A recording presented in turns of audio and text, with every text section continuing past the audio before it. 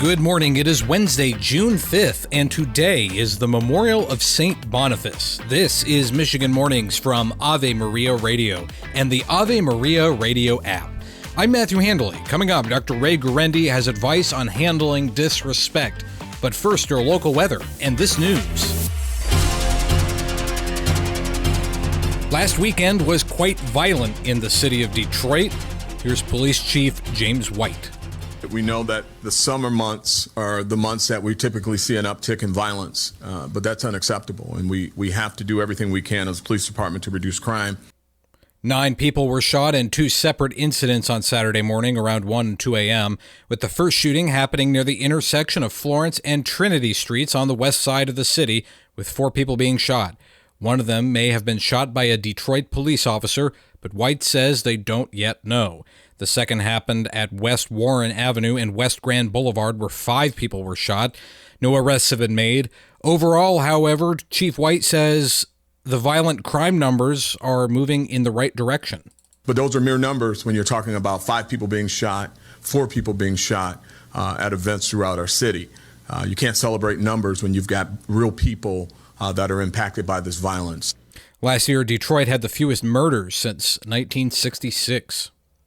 Police are investigating the vandalism at the Southfield office of Goodman Acker Law Firm as a hate crime.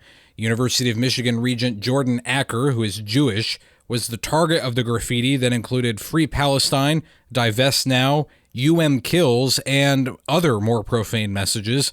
Acker says he immediately called other regents to see if anyone else was targeted and realized he was the only one. The office is in a predominantly Orthodox Jewish neighborhood. A Warren-based contractor is being ordered to pay the city of Detroit $4.7 million and cannot do business there for the next 20 years. Den Man Contractors was hired by the city to fill holes with uncontaminated dirt, but the company used dirty dirt from the reconstruction projects on Interstates 96 and 94, along with commercial properties. Tests showed there was arsenic, mercury, and other toxins in the dirt. Owner David Holman and contracting manager David McDonald were both given probation after being charged with felonies. And I have an obituary to bring to your attention this morning. Father Todd Arnberg of the Diocese of Saginaw passed away on May 8th in Aurora, Colorado. He was originally from Colorado Springs and was ordained to the priesthood in 1976 in Farmers Branch, Texas. He also served at parishes there and in Mexico. He was incardinated into the Diocese of Saginaw in the early 2000s and served at multiple parishes. He retired in 2019 to Colorado. His funeral will be on Friday, June 14th at All Saints Parish in Bay City. He was 75 years old. Requiescat in pace. This is Michigan Mornings from Ave Maria Radio.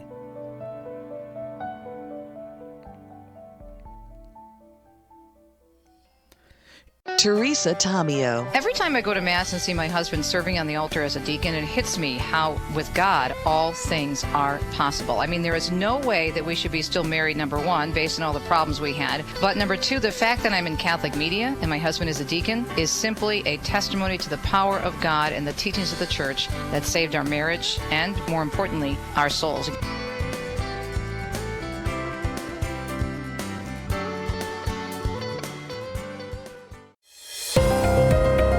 In Detroit, we'll have a bit of a rainy day today. We also can't rule out the possibility of a thunderstorm. Our high will be near 84. Tonight, the rain should taper off by midnight. Lows will dip to 63. Tomorrow will be sunny with a high near 78. Friday, we may see some scattered showers. It will be cooler with highs around 70. And Saturday, we might see an afternoon shower with highs in the lower 70s.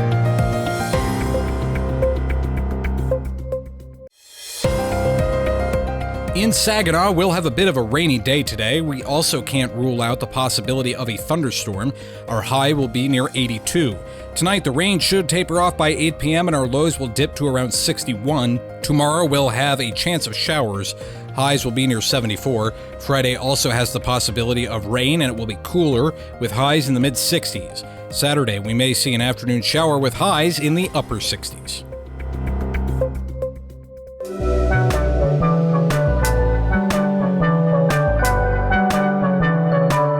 Recently on The Doctor Is In, a married woman asked Dr. Ray how she should handle disrespectful tones from her husband.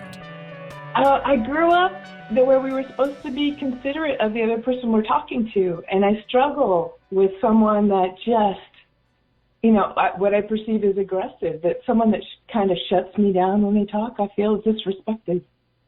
Well, let's do this. Here's the key, and this is a bit of a principle how therapy works. You hope that the client would take what they have learned or been given as an insight from the office out to the situation. They call it generalization. That's critical. Mm-hmm. Now, when your husband is not saying these aggressive things, that you can tell yourself, this is his style. It's an unpleasant, ugly style. I wish he wouldn't do it. I think he shouldn't do it. Unfortunately, he does it. Right? You can tell yourself that, correct? Right. Okay. What you do is when he says these things, your emotions kick in, and then your thoughts say, he shouldn't be doing this. I don't deserve this. This is not the way I talk to him. When is he going to stop this? Something along those lines kind of shoot through your head, do they not? Yeah. What if you replaced him? You say, this really is his problem. For whatever the reason, he gets this way. And it's no reflection upon me. Now, unless you're being a jerk about it, too. I mean, unless you provoke it, you need to, again, I'm hesitant to say this because, my dear, you've had 36 years of your own self-insight. You need to, what's that? Okay, I shouldn't say you need to. It would be helpful if. There you go. Thank you. If you recognized that you can't control what comes out of his mouth. For more advice like that, tune in to The Doctor Is In, weekdays at 1 p.m. on Ave Maria Radio.